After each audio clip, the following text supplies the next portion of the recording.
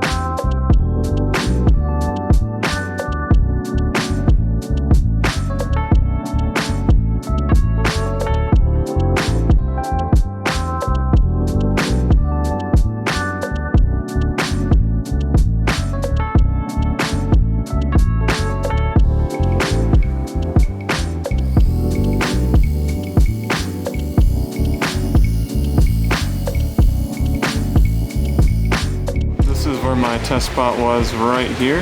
You can see the difference. It's more or less just cleaning it, and that's kind of what I'm shooting for.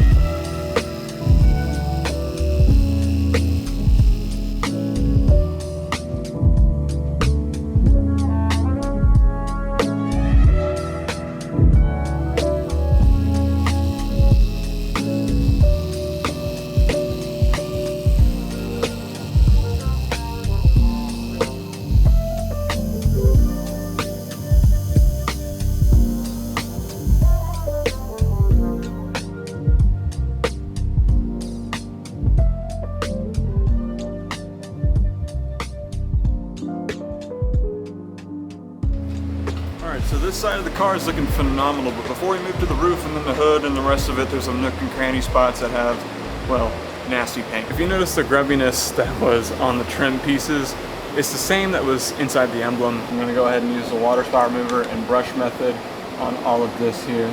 And that's my little trick of getting rid of it. But before I refine anything final, all these places that I'm hitting with this, I'm polishing around because water spot remover matched with a brush, even though it's a really soft detail factory brush, it's still gonna mar the paint up and swirl it. So we have to make sure we polish around it so that way everything's clean and not just scratched up.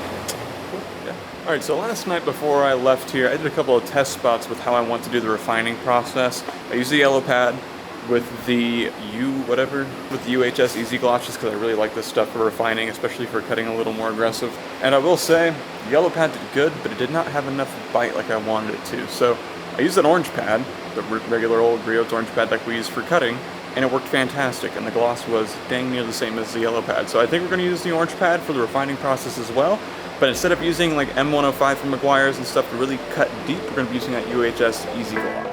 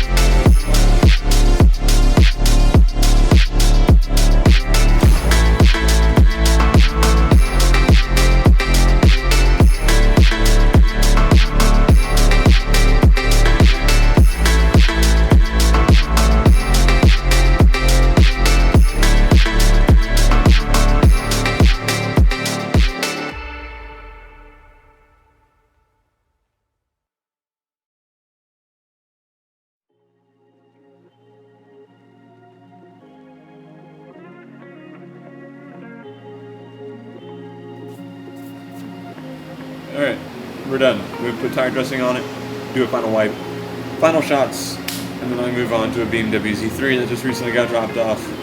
It's a busy season, people. We're moving. Are you CC detailing? Something like that. What's up?